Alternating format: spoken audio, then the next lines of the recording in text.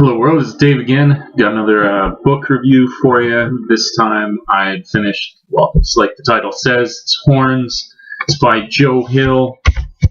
These are really interesting, I guess you call it a horror book.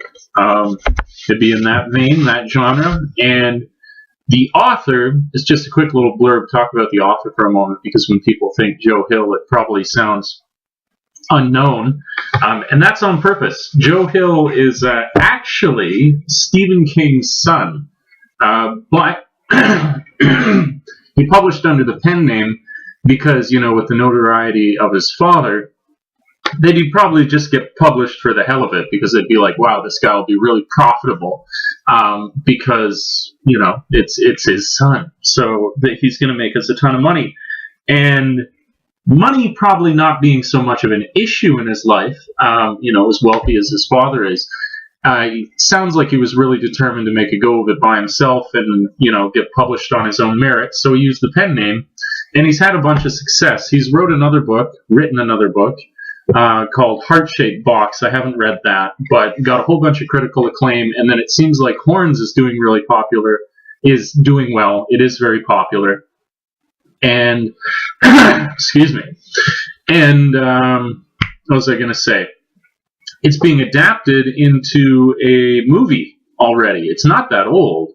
You know, you consider sometimes how old a book has to be before it gets adapted into a movie, and it's not that old at all. I believe it was published in 2010, and they've already, you know, they've gone through a whole bunch of stuff for it. It's Daniel Radcliffe.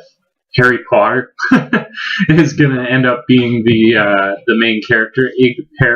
Ignatius Parrish is the main character, and I think that's really cool. I'd love to see it adapted into a movie. You know, finishing it now, I'm curious what they would do with it. It's very entertaining. I could see it being a very entertaining screen adaptation, provided they do it well. Not, for example, like something like Dreamcatcher, which I thought was an okay book that I read of Stephen King, and then it was probably one of the worst movies I've seen in my entire life.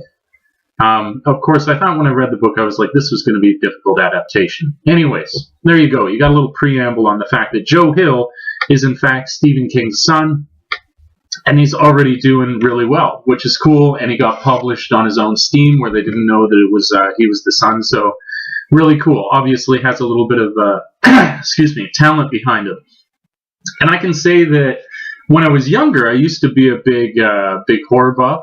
It's kind of funny. One of the books I read when I was younger was The Vampire Diaries, which is now it's been adapted into this popular TV series. I've never ever watched the show.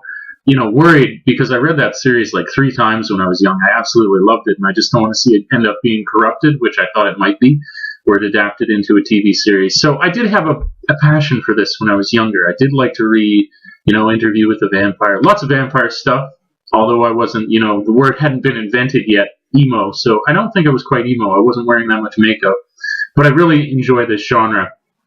And Horns is immediately very entertaining. It hooks in you really fast. The premise is simple. You've got the main character, Ignatius Parrish, who he was in a relationship with a woman named Marin, I believe her name is. I think it's not Marion, it's Marin. And she had been killed in this small town that he is a part of, and he's very, very sad over her death. And for the most part, he's been cleared of it, but everybody thinks that it was him who did it. They think he was the one who was responsible for it. And the book basically starts with a flashback of him standing at her grave, really, really, really frustrated. Obviously, you know, although he's not been put in prison, he's taking the brunt of the blame. Everybody thinks he just got away with it, and he feels horrible to have lost her. And he just he's cursing God. He's frustrated with the whole situation. He's really, really hammered. And when he gets up in the morning, lo and behold, he has horns, little horns, developing horns coming out of his head. And I would say the first 40 pages of the book is dedicated to that timeline where you start in the present and then you have him interacting with people immediately after having these horns suddenly appearing out of his head after this night of drunken debauchery.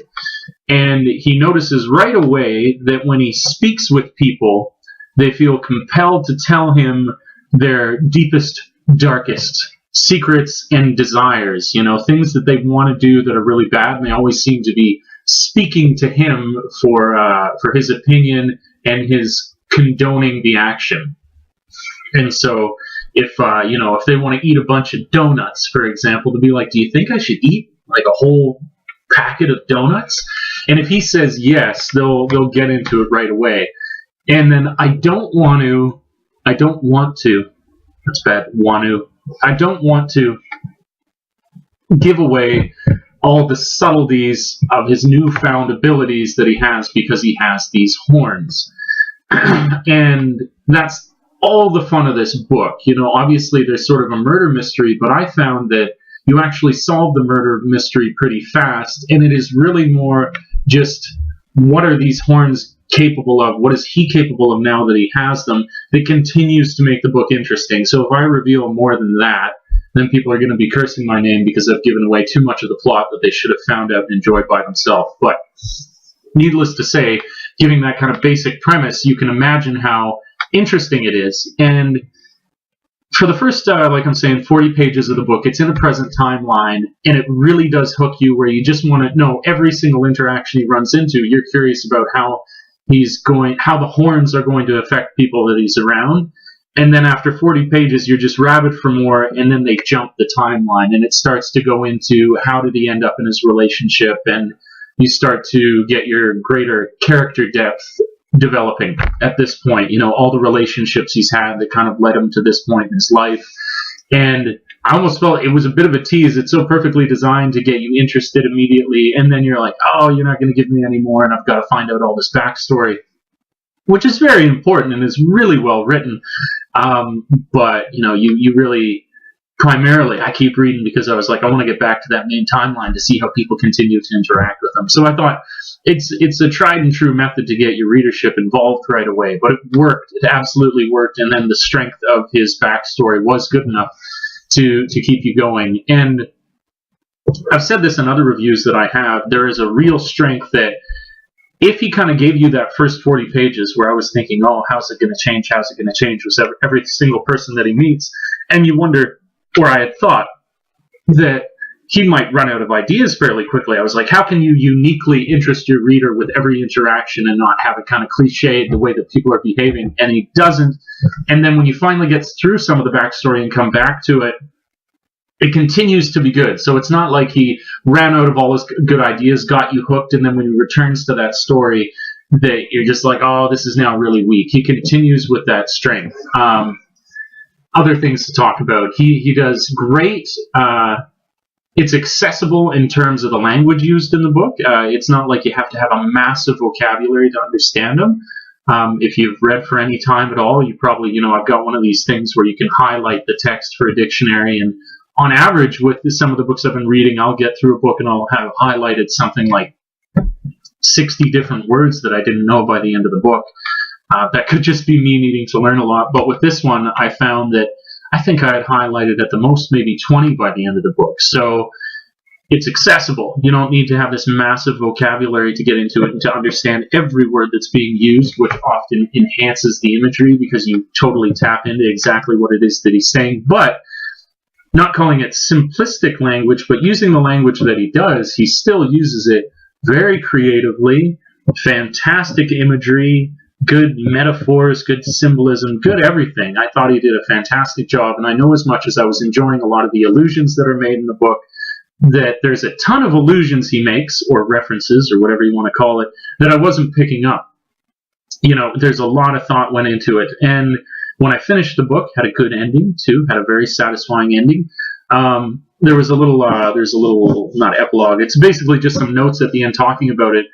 And I mean, this is again, I'll say this in almost every video. I'm trying to write my own story right now, and you appreciate when you get into it more and more that you're going to be not only writing your first draft, but you're probably going to get through many drafts before you end the whole thing. And a first draft is even a funny thing because I find that I even rewrite sections of my first draft where I couldn't even at a glance. I know that it was just a good idea, but it needs to really develop for for it to fit properly. And I noticed in one of his notes he was talking about something like 3 or 4 editors, but he was in a 5th draft. He was working through a 5th draft of his work, and I don't know what that literally means, because I do not think that it means every single word is literally rewritten, but it just shows that in a book that is around 380 pages, that you can spend a ton of time writing and rewriting and tweaking and tweaking and tweaking until you get it right.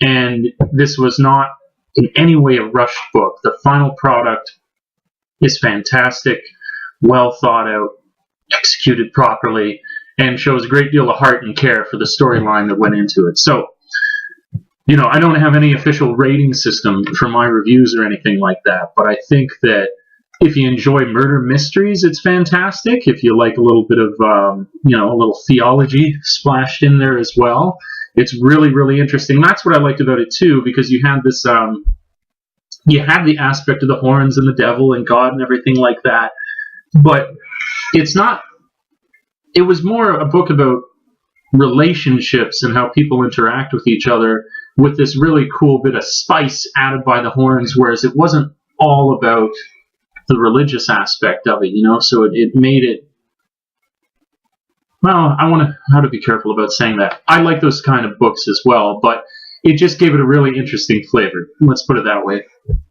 The way he was adding this in, but that wasn't the crux of the whole story, it was more the relationships.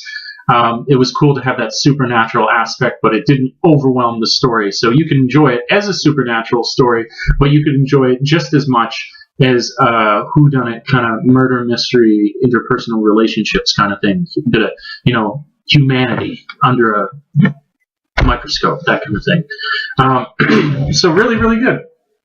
I really enjoyed it. I've said that a couple times, and I would heartily recommend it if people enjoy horror, and also I think maybe is a good entrance into horror as well. If you don't read a whole ton of horror, if you enjoy kind of a murder mystery, this might be a way of getting your feet wet. You can just try this out. Really good. As soon as I heard about the book, I was like, oh, that's a cool idea. I'm going to check that out. And I think it's great. And so I look forward to more books that he's written. So, yeah, anyways, don't think I've spoiled any of the plot. Big success. If you enjoy the reviews, like, subscribe, share, like I always say. I appreciate you dropping by. And until we meet again, world, thanks for tripping with Dave. Ciao for now. Peace.